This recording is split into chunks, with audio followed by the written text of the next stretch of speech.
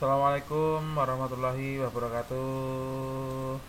Halo, apa kabar? Semoga semuanya selalu dalam keadaan sehat, bahagia, dan selalu dalam lindungan Allah. Amin.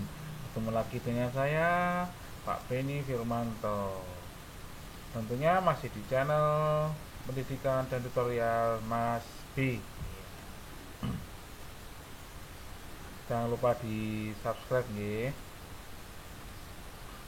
Sebelum memulai pertemuan hari ini, mari kita berdoa menurut agama dan kepercayaannya masing-masing. Berdoa dipersilahkan.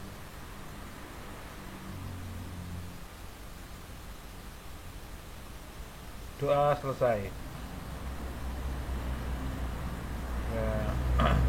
Tujuan pembelajaran pada hari ini adalah setelah membaca, siswa dapat mengidentifikasi ide pokok dari informasi yang disajikan tentang pertumbuhan dan perkembangan kata dengan tepat. Setelah membaca, siswa dapat menuliskan pokok-pokok informasi yang disajikan tentang pertumbuhan dan perkembangan kata dengan tepat. Setelah mengamati gambar, siswa dapat memberikan saran sebagai pemahaman arti bersatu dalam keberagaman di sekolah dengan benar. Setelah mengamati contoh, siswa dapat menceritakan, memberikan saran sebagai pemahaman arti bersatu dalam keberagaman di sekolah dengan benar.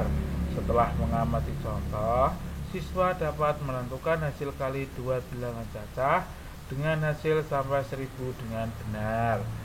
Dan yang keenam, setelah mengamati contoh, siswa dapat memecahkan masalah sehari-hari yang melibatkan perkalian dengan benar. Nah, ini adalah tujuan pembelajaran kita pada pertemuan kali ini.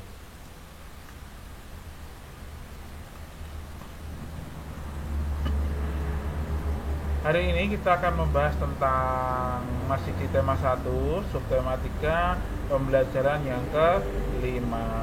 Ada pada halaman 131. Nah, masih ingatkah kalian apa saja sih yang kita pelajari pada pertemuan yang keempat kemarin? Adalah daur hidup kupu-kupu. Dari hidup kupu-kupu dimulai dari apa? Telur, terus menjadi ulat, terus kepompong, kemudian menjadi kupu-kupu. Nah, bagian yang paling penting dalam proses daur hidup kupu-kupu itu adalah telur, karena telur adalah benda yang paling rapuh. Kenapa? Apabila telur itu pecah, maka katak tidak akan dapat berkembang biak. Nah, masih ingat saya kira. Kemudian apalagi kemarin menirukan gerakan kupu-kupu. Senang rasanya bisa menirukan gerakan kupu-kupu. Kemudian kalian disuruh untuk memberikan saran tentang gerakan teman-temanmu. Tujuannya apa? Supaya kamu dapat memahami bahwa menghargai keberagaman kemampuan seseorang itu sangat perlu. Jadi apabila ada teman yang mungkin belum bisa meniru gaya kupu-kupu, jangan diketawakan, tetapi diajak berlatih bersama, diberi saran dahulu. Memberi saran juga harus yang baik, tidak boleh menyakiti hati temannya. Lanjut. Perhatikan gambar dari hidup katak di bawah ini. Sekarang dari hidup katak nih. Nah, ini ada telur, kemudian menetas menjadi berudu, menjadi katak muda, dan kemudian menjadi katak dewasa. Diawali dari telur, menjadi berudu, katak muda, kemudian katak dewasa. Selain kupu-kupu, katak juga memiliki 4 tahapan daur hidup, mulai dari telur, berudu, katak muda, sampai katak dewasa. Katak mengalami perubahan bentuk yang sangat berbeda. Dari hidup katak dimulai dari telur berubah menjadi berudu. Nah, berudu ini bentuknya seperti ikan seperti ikan. Berudu berubah menjadi katak muda yang memiliki ekor. Nah, ini katak muda itu punya ekor. Jika kalian melihat katak punya ekor, jangan gumun, itu bukan yang aneh, tapi dia adalah anak katak atau katak muda. Katak muda berkembang menjadi katak dewasa. Begitu seterusnya, itu namanya perkembangbiakan atau dari hidup katak. Hampir sama nggih dengan kupu-kupu. Nah, coba kamu amati kembali gambar dari hidup katak yang ada di gambar di atas tadi ya. Tugas yang pertama, dengan bantuan orang tua atau temanmu, diskusikanlah tahapan mana yang paling penting dari hidup katak tersebut. Nah, coba mana ini? Tadi Pak Beni sudah menjelaskan ya, di kupu-kupu mungkin sama atau mungkin berbeda. Silahkan kalian diskusikan dengan orang tua atau teman kelompokmu. Itu yang pertama. Yang kedua, mengapa katak disebut makhluk hidup lah? Kenapa kok katak itu juga disebut makhluk hidup? Coba diskusikan dengan teman-temanmu. Yang ketiga, mengapa katak dapat hidup di dalam air dan di darat? Nah, coba kenapa kok katak itu bisa hidup di dalam air dan juga di darat? Silakan nanti ditulis di buku tugas nggih. Sebagai tugas pertama. Nah, untuk tugas yang kedua, baru tugas pertama kok atau tugas kedua, ora apa-apa, namanya juga pembelajaran itu lebih mudah apabila sudah menjelaskan, Pak Ben sudah menjelaskan kemudian diberikan tugas. Tidak berat nggih, mudah sekali ini tugasnya. Hari ini kamu sudah belajar tentang pertumbuhan kupu-kupu dan katak. Ada orang yang berani untuk menyentuh kedua hewan tersebut. Ada juga orang yang tidak berani, seperti pada gambar di bawah ini. Nah, termasuk ini Pak Beni juga nggak begitu berani memegang katak. Nah, gila, jijik. Ya kalau pegang kulitnya itu Pak Beni aneh. Nah, makanya Pak Beni sampai sekarang itu tidak berani namanya pegang kodok. Ada anak yang berani, juga ada anak yang tidak berani. Nah, menurutmu apakah gambar di bawah ini betul sikapnya? Nah, menakut-nakuti temannya yang tidak berani memegang kodok atau katak, salah gitu. Seharusnya bagaimana? Diajarkan supaya menjadi anak yang berani memegang katak. Tentunya memberi saran harus dengan kata-kata yang baik, tidak boleh menyakiti. Nah, coba ini tugas yang pertama. Tugas kedua maksudnya, tuliskan saranmu agar temanmu dapat saling menghargai akan perbedaan keberanian. Nah, Pak Binti menjelaskan bagaimana tentang gambar ini. Sekarang coba kamu tuliskan saranmu agar temanmu dapat saling menghargai akan perbedaan keberanian.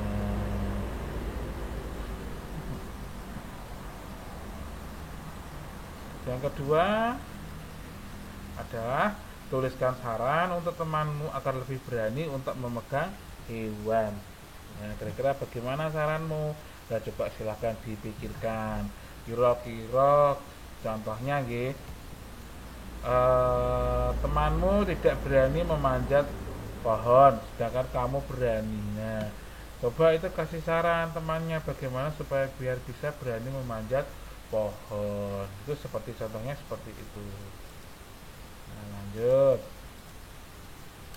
Selain katak, penyu juga berkembang biak dengan cara bertelur. Ya, penyu juga bertelur, ya. Penyu termasuk hewan yang dilindungi. Salah satu cara melindunginya adalah dengan membuat penangkaran penyu. Sebuah penangkaran penyu memiliki 7 bak penyimpanan anak penyu. Nah, memiliki 7 bak. Setiap bak berisi 130 ekor anak penyu. Banyak dalam 7 bak, dan setiap baknya berisi 130 ekor anak penyu. Nah, berapa banyak anak penyu semuanya? Bagaimana coba cara menyelesaikannya soal tersebut? Sepertinya soal ini sudah pernah Pak Beni bahas pada pembelajaran sebelumnya tentang menghitung berapa banyaknya anak penyu semuanya. Nek neng pitung bak ben bake ada 130, berarti berapa? ya 7 dikali 130. Ingat, di dalam matematika berlaku apa itu namanya, sifat pertukaran, bisa juga 130 dikali 7. Nah, coba kita langsung masuk ke cara menjawab soal tersebut ya. Diketahui 7 bak penyimpanan ya, betul tadi ya. Tiap bak penyimpanan berisi 130 ekor anak penyu. Nah, ini ditanya berapa banyak anak penyu semuanya, jawab. Nah, ini Pak Beni menyimpulkan bahwa kalau untuk mencari berapa banyak semuanya, artinya kita kalikan, karena di sini tadi ada 7 bak penyimpanan dan setiap baknya, nah ben bae itu 130, dan nek pitung bak berarti piro? Ya 7 kali 130 atau 130 dikali 7. Nah, cara yang pertama kita menguraikan bilangan ratusan ini kan, nah, menjadi berdasarkan nilai tempatnya ya. 7 kali 100, nah ini berarti 700. 7 kali 30 berarti 210. 7 kali 0 memang ya, tidak usah dihitung. Jika kita tambahkan jumlahnya adalah 910. Ini cara yang pertama. Ingat, ini caranya adalah dengan menguraikan bilangan yang ratusan ini. 130 0. Cara yang kedua sekarang. Nah, ini cara yang kedua ya, biasanya umumnya banyak anak-anak memakai yang ini, tapi tidak apa-apa. Yang penting jawabannya betul dan bisa, ya, bukan hasil turunan. Sekali lagi, bisa mengerjakan sendiri tanpa hasil turunan. Nomor 2, atau cara kedua, 130 dikali 7. Nah, bagaimana caranya kemarin, ya? Langkah yang pertama adalah kita kalikan yang satuannya dulu. Nah, berarti yang pertama 0 kali 7 berarti 0. Terus di sini ya. Kemudian yang ini 3 dikali 7 sama dengan 21. Ingat, jika hasil kali itu berupa angka puluhan seperti ini, maka yang ditulis di sini adalah satuannya. Tuh. Sedangkan puluhannya diletakkan di atas 2. Nah, kemudian selanjutnya 1 kali 7 sama dengan 7.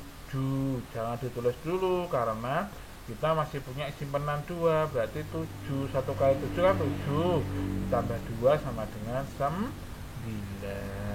Sama nggih hasilnya. Jadi banyaknya anak penyu semuanya adalah 910 ekor anak penyu. Seperti itu nih. Mudah sekali guys. Yang penting kalian paham apa sih yang diketahui dan apa yang ditanya. Ketika kamu mengetahui apa yang diketahui dan apa yang ditanyakan dari soal tersebut, maka kamu akan dapat menjawabnya. Pak Beni yakin itu. Makanya kalau ada soal dibaca yang teliti, tidak usah terburu-buru mengerjakannya. Bermain ya bermain, tapi fokus belajar itu tetap diperlukan. Dan Pak Beni ucapan terima kasih sudah menonton video ini,